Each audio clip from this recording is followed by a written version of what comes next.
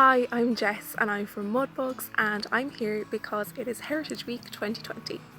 So today we're going to be making some magic wands made with lots of materials from around your home. First things first, we need to gather up a few materials, so let's go hunting.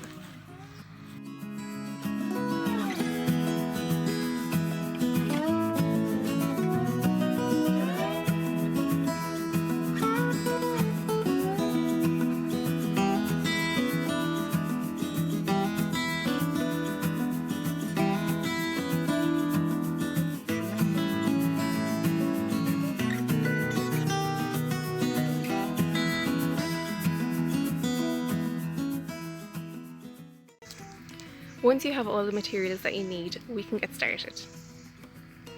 If you want to identify the different trees from all of the different leaves and twigs, why not have a look out for some books that might help. At Mudbugs, I use lots of different books and resources to try and identify the different types of trees and flowers that I see around the place. This is a very special book because this was written by a man who owned Killigar House here in Leitrim.